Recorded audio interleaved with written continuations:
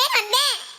சொன்னால தையே புருஷாமி அவர் வர்ற நேரம் என்னன்னு தெரியல, என்ன வரல, என்ன முக்கியமான விஷயம் எதுன்னு சொல்லிட்டு போ, இல்ல இருந்து சொல்றா இருந்தாலும் சொல்லிட்டு போ, இல்ல எதுவும் சொல்லி வைக்கணும்னா சொல்லு, நான் சொல்லிக்கிறேன். அது ஒண்ணு இல்ல சாமி.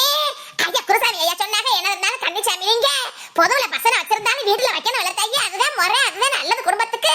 என்ன கஷ்ட நஷ்டப்பட்டாலும் ஐயாவுக்கு பண்றத பண்ணணும்ல அப்படின்னு சொன்னாங்க. நான் கொஞ்சம் மருமக காய்கிட்ட எனக்கு இருந்தாலும் எடுத்தேங்க அதுன்னு சொல்லிட முடியாது எதையுமே. அவங்க வீட்டுல உள்ளவங்கிட்ட ஒரு வார்த்தை கேட்கணுமே, ஐயா கேட்டுட்டு வந்து சொல்றேன்னு சொன்னேன். என் வீட்டுக்காரி ஒரே பேச்சா பேசிவிட்டா, சாமி விஷயம் என்ன என்ன கேட்கணும் அதை கேட்கணும், பெரிய மனசு நீங்களா பார்த்து சொல்ல வேண்டியதானே. குருசாமி அப்படி கேட்டா சரின்னு மண்டி அடிட்டு வர வேண்டியதானே, பசுக்கட்டிக்கிற என் மருமக சொல்லிவிட்டா. அவன் அப்படிதான் சொல்லுவா சாமி விஷயத்துக்கு.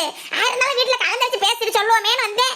அது என்ன தேதி எப்ப வச்சுக்கலாம் ஏதுன்னு பேசிட்டு போலான்னு வந்தேன் சாமி. அப்படியா இல்ல தையி, சரி அப்ப குருசாமி வந்து நான் சொல்லிடுறேனே. போன் நம்பர் வேணா, போன் நம்பர் சுருளி வச்சிருப்பானே, சுருளிக்கிட்ட வாங்கி போன் அடிச்சு சொல்லிக்கிறேங்க. நீங்க நான் யார் காதுல போட்டு வைக்கிறேன் சரியா? ஏன்னா அவர் வர்ற நேரம் இப்படி நேரம் ஆயிப்போச்சு வரல, நீ உனக்கு சோழியில வேலை இருக்க காத்துக்கிட்டு இருப்பியேன்னு சொல்றேன். சரி அப்ப தம்பியை விட்டு ஒரு வார்த்தை போன் அடிச்சு சொல்லிடுறவா, சொல்லி போறேன், சொல்லி பேச சொல்லி போறேன். எதுக்கு நீங்களும் மறந்துருந்துறாதீங்க, ஒரு வார்த்தை எதுக்கு சொல்லி போறேங்க. வேலைத்தாய் வந்துச்சு இந்த மாதிரி சரி சொல்லுச்சுன்னு. அப்ப நான் வரட்டேன், சரி போயிட்டு வரேன். இப்ப சரி சரி அது மூணு தூரம் மெனக்கட்டு வந்திருக்கேன், சொன்னா இருப்ப நல்ல தையி சொல்லி போறமா, நீ போயிட்டு வாமா. மயங்கினேன் சொல்ல தயங்கினேன் உன்னை விரும்பினேன் உயிரே, தினம் தினம் உந்தன் தரிசனம் பெற தவிக்கிறே மனமே, இங்கு நீ இல்லாமல் வாழ்வு வாழ்வுதானோ.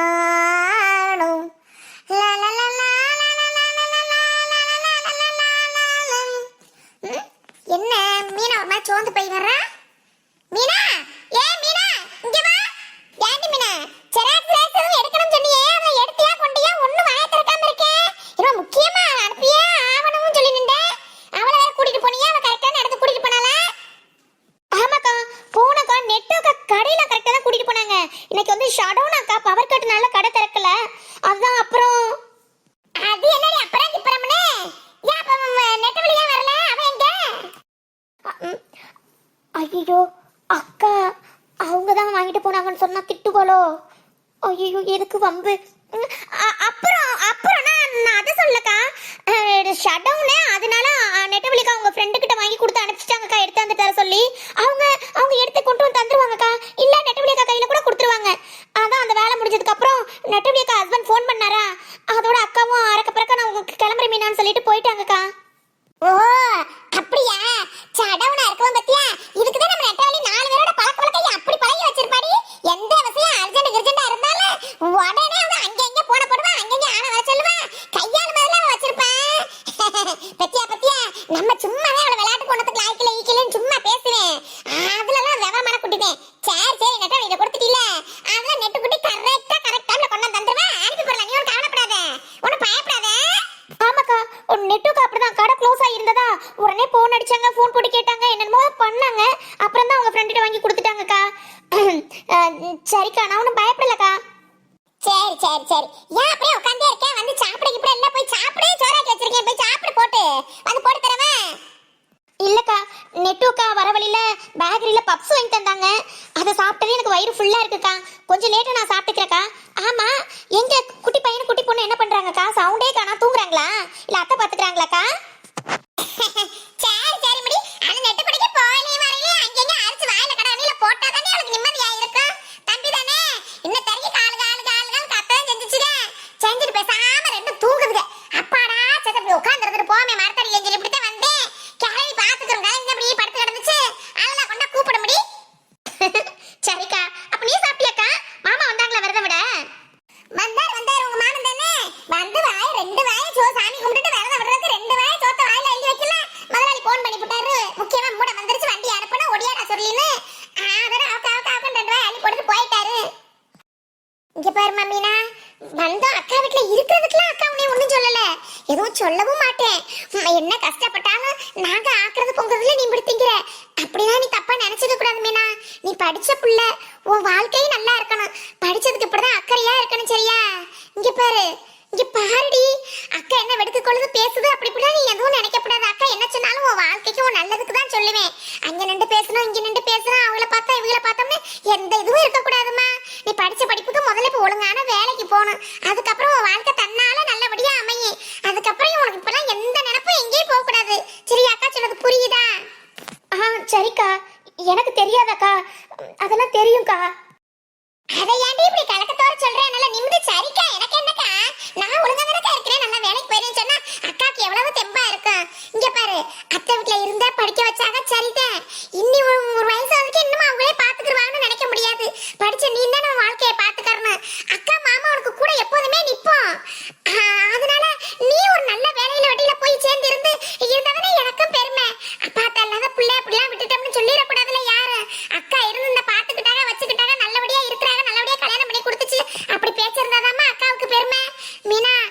மட்டும் மனசுல வச்சுக்கடி. சரிக்கா. இல்லக்கா, நான் நல்லாவா சொல்றேன். அதுல வேலைக்கு அனுப்புறது கொஞ்சம் சீக்கிரம் அனுப்பணும் இல்லையா, எனக்கு ஞாபகம்லாம் அதுல இருந்துச்சுக்கா. இங்க பாரு மீனா, நம்ம சின்னம்மா சித்தப்புல நம்ம கெட்டு போக எப்பப்படாவல கெட்டு போய் நிப்பாளுன்னு இருக்காங்க. அதுக்கு ஏத்தது மாதிரி அப்படி நினைக்கிறவங்க முன்னாடி தான் நம்ம நல்லா வாழ்ந்து காமிக்கணும். சரியா? உன்னைட்ட நான் எல்லாம் சொல்லிதான் புரிய வைக்கணும்ல. நீ தோளுக்கு மேல வளர்ந்த பொண்ணு, நம்ம எல்லா கஷ்ட நஷ்டத்தையும் பார்த்து வளர்ந்த பிள்ளை. எல்லாம் உனக்கு தெரியும். என்னென்னலாம் நம்மள வந்து ஏமாத்தி அடிச்சு சொத்த புடுங்கறதுல குறியா இருந்து எப்படாவது அழிஞ்சு போவான்னு காத்துக்கிட்டு இருக்குது அந்த பொம்பளை. அது மூஞ்சில கரிய பூசுற மாதிரி உன் வாழ்க்கை. என் வாழ்க்கை தான். என் வாழ்க்கைக்கு ஒண்ணும் குறைச்சலாம் இல்ல. உங்க மாமாவுக்கு என்ன தங்க மத்த மாப்பிளைக்கு என்னை எப்படி வச்சு தாங்குறாரு. அதுவே அவளுக்கு பொறுக்காம தான் பொக்கார போட திரிகிறாளுங்க. இருந்தாலும் என் வாழ்க்கையை விட ஒரு படி மேலதான் உன் வாழ்க்கை அமையணும். அதுதான் இந்த அக்காளோட ஆசை. அதை நீ தான் நிறைவேற்றி வைக்கணும். சரியா? நான் தான் ஒண்ணு படிக்காம போயிட்டேன். நீனாவது படிச்சு ஒரு நல்ல பேரோட நல்ல வேலையோட நீ வாழணும். அதை நான் பார்க்கணும். அப்ப இருக்கு அவளுகளுக்கெல்லாம். ஒரு தடவை நம்ம சித்தப்பா என் வீட்டுக்கு வந்தாரு. வந்து சும்மாவா போனவர் நினைச்சேன். அப்ப முதல்ல நல்ல வீடு, அந்த ஓட்டு வீட்டுல தான் இருந்தோம். அப்ப அதை பார்த்துட்டே அந்த ஆளுக்கு வயிற்று அரிச்ச பொருட்களை தெரியுமா, அப்படி எப்படி இதை வாங்கினேன், எப்படி அதை வாங்கினேன், எப்படி இப்படி இருக்கிற கடங்கப்பு இல்லாம எப்படி ஓட்டுறேன்னு அப்படி பைதுக்கு சொல்லிட்டு போனாரு. அப்பவே தெரிஞ்சவங்க என்ன மனசு இதெல்லாம் எப்படி இருக்குதுன்னு.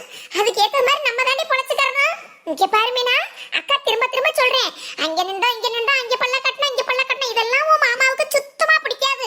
உன் சுருளி மாமாக்கு யாராவது நாலு பேர் அசிங்கமா பேசினா தாங்க மாட்டாருடி. அந்த மனுஷன் வெல்லாத ஒரு கோவம் வந்தா முனி மாதிரி வரும். அதுக்காண்டிதான் திரும்ப திரும்ப சொல்லி வைக்கிறேன். அக்கா வேற எதுக்கும் சொல்லல, அதை மட்டும் நீ புரிஞ்சுக்க. சரியா? ஏக்கா, அதுதான் நான் அப்படிலாம் இல்ல, நல்ல பிள்ளையா இருப்பேன்னு சொல்றேனேக்கா. ஏன் என்னை பத்தி நெட்டுக்கு ஏதாவது இல்ல வேற யாராவது அங்க நிக்கிறேன் பேசுறேன் யாராவது உன்ட சொன்னாங்களா? சாச்சா, அப்படிலாம் இல்லம்மா. நெட்டு என்ன சொல்ல போறா? அவள்லாம் ஒண்ணும் சொல்லல. இருந்தாலும் உன் மாமாலாம் அப்படி கோவப்படுவாரு, அதுன்னு உன்னிட்ட சொல்லி வைக்கிறேன். அப்படித்தான், வேற ஒண்ணும் இல்ல. சரிக்கா, அப்ப எனக்கு வெளியில போயிட்டு வந்தது கொஞ்சம் டயர்டா இருக்கு. நான் வீட்டுக்கு போவா? சரிம்மா, போ. கடவுளே, என் தங்கச்சியத வேலை இலைக்கு அனுப்பணும்னு சொல்றா. அதை பத்தி எல்லாம் எனக்கு ஒண்ணும் தெரியாது. இருந்தாலும் அவன் நினைக்கிற மாதிரி வேலை, அவன் மனசுக்கு ஏத்த மாதிரி வேலை நல்லபடியா அமைஞ்சு அவன் நல்லா இருக்கணும். அததான் நான் கேக்குறது. என் வாழ்க்கைக்கு அதை கூட இதை கூட கேக்குறத விட எங்களை நம்பி இருக்கிற அந்த பிள்ளை நல்லா இருக்கணும். என்ன புருஷ் நீங்க அந்த மீனாப்புல இருக்குல்ல, அதை கடைக்கு கூட்டிட்டு போயிட்டு இருந்தேன் பாருங்க. நீ உடனே போன் அடிச்சு உடனே வானடின்னு சொன்னா அது அம்போட அங்கேயே விட்டுட்டு வீட்டுக்கு ஓடிடுன்னு சொல்லிட்டு ஓடியாந்துட்டேன். இது நல்லா இருக்க ஒரு பிள்ளைய கூட்டிட்டு போனா இந்த விட்டுட்டு வரேன் தானே சொன்னேன். அதுக்குள்ள அப்படி உங்களுக்கு என்னதான் அவசரம்? இல்ல நெட்டு, உன் கூட கொஞ்சம் டைம் ஸ்பெண்ட் பண்ணலாமே அப்படின்னு தோணுச்சு. ஏன் உன் கூட நான் டைம் ஸ்பெண்ட் பண்ணக்கூடாதா, கூப்பிடக்கூடாதா? மேடம் அந்த அளவுக்கு ரொம்ப பிஸியோ? பாருடா, உங்களுக்கு பொண்டாட்டி கூட டைம் ஸ்பெண்ட் பண்ணலாம் டைம் கிடைக்குதோ? பரவாயில்ல. ஆனா உனக்கு குசும்பு போகாது நெட்டு. சும்மா என்ன சொன்னாலும் என்ன இது பண்றதே உனக்கு வேலையா போச்சு. போ. ஆமா புருஷ், என்ன மனரோசா வீடு இப்ப அக்கா வீடு முன்னாடி பக்கமா இருக்கும், ஒன்னும் சிரமம் இல்லாம இருந்துச்சு.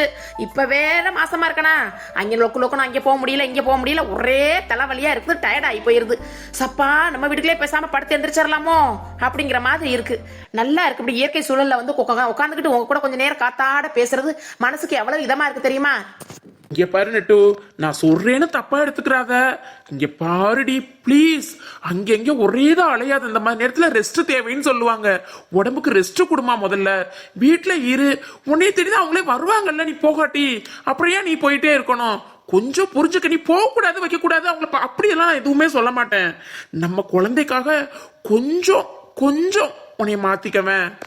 ஏங்க புருஷ் இப்படி சொல்றீங்க? அவளை பார்க்காம என்னால எப்படி இருக்க முடியும், பேசாம எப்படி இருக்க முடியும்?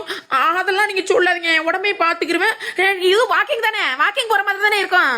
அதுவும் இல்லாம முன்னாடி எல்லாம் நடப்பில்ல, அப்படிலாம் இப்ப நடக்கிறது இல்ல. இப்ப அந்த புது பொண்ணு நடந்து வரும்ல, அடி மேல அடி வச்சு நடக்கும்ல, அது மாதிரிதான் மெதுவா வயிற்ற புடிச்சுக்கிட்டு தான் நடந்து போறேன் வர்றேன்.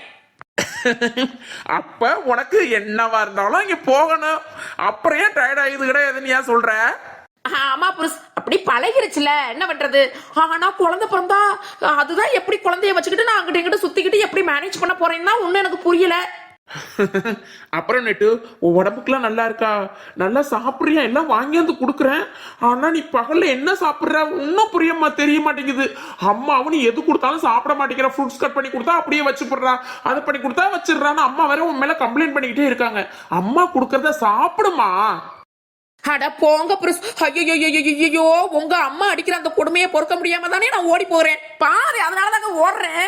ஆப்பிள கட் பண்ணி கொடுக்குது, ஆப்பிள் போய் வயிற்றுக்கு போய் குடலுக்குள்ள விழுகிறதுக்குள்ள அடுத்து ஆரஞ்சு உச்சாந்து கொடுக்குது, ஆரஞ்சு ஜூஸை சப்பி எடுக்கிறதுக்குள்ள அடுத்து ஒன்று கொண்டாந்து கொடுக்குறாங்க மாதுளம்பழம் ஜூஸ்னு. இப்படி இருந்தா என்ன பண்ண முடியும்? ஐயோ, அதுக்கு ஒரு சிக்கனு மட்டன் சுக்கா சிக்கன் அப்படி இப்படி கொடுத்தா பரவாயில்ல, பிரெட் ஆம்லெட் அப்படி கொடுத்தா பரவாயில்ல, வெறும் ஃப்ரூட்ஸு காய்கறியுமே தான் சாப்பிடணுமா? எல்லாம் நெட்டு எல்லாம் குழந்தை பிறக்கிற வரைக்கும் தான் அனுபவிச்சுக்க, அப்புறம் இது மாதிரி சான்ஸ் கிடைக்காது. அட படுபாவியலா, அத வாயாலே ஒத்துக்கிறிய வத்தியலா இந்த மாதிரி சான்ஸ் திரும்ப கிடைக்காதுன்னு. அப்ப அந்த குட்டிகளுக்காக குட்டி பிறந்து வரும்னு சொல்லி கொடுத்தேன், அதெல்லாம் பண்றீங்க. அப்போ ஒரு வீட்டு மருமகளுக்கு ஏன் மாமியார் அதை கட் பண்ணி கொடுத்தா, இதை மத்த நாள்லாம் கட் பண்ணி கொடுத்தா ஆவாதோ? அதை சப்போர்ட் வேற உங்க அம்மாக்கு நீங்க. நெட்டு அங்க பாரு நெட்டு, பார்க் வந்துட்டு எல்லாரும் நடக்கிறாங்க, நம்ம தான் உட்காந்து பேசிக்கிட்டு இருக்கோம். இப்படி காத்தாட 2 பேரும் கையை கோர்த்துக்கு நடந்து போயிட்டு வரலாமா? ஆட நடக்கிறதுக்கு நடக்கட்டும் போங்க ப்ரோ, சும்மாவே டயர்டா வருதுங்கிறேன். இதுல வேற வாக்கிங் கீக்கிங்னு அதெல்லாம் நான் நிறைய வாக்கிங் இன்னைக்கு நடந்துலாம் முடிச்சிட்டேன், நடந்துட்டேன். இனி நடந்தா என் பாடி தாங்காது, உட்காந்தே பேசுங்க எதா இருந்தாலும். சோம்பேறி கழுத. அப்புறம் நெட்டு ஒரு 10 நாள் கழிச்சு நான் ஃபாரின் ஒரு வேலையா ஃபாரினுக்கு போக வேண்டியது வரும், கொஞ்சம் நீ மேனேஜ் பண்ணிக்கிறியா? என்ன ப்ரோ சொல்றீங்க? ஓ மை காட், போங்க ப்ரோஸ், உங்களை விட்டுட்டு ஒரு நாள் ஒரு நொடி ஒரு நிமிஷம் ஒரு நாளைக்கு கூட என்னால இருக்க முடியாது ப்ரோஸ், போங்க ப்ரோஸ். அட போங்க ப்ரோஸ், இந்த மாதிரி நேரத்துல பொண்ணுங்க ரொம்ப டவுனா ஃபீல் பண்ணுவாங்க. நம்ம வீட்டுக்காரர் நம்ம கூடவே இருக்கணும், நம்மள பாசமா பாத்துக்கணும், ஆறுதலா இருக்கணும், அன்பா இருக்கணும்னு. அப்படிலாம் நீங்க திடீர்னு போறீங்கன்னா எத்தனை நாள்?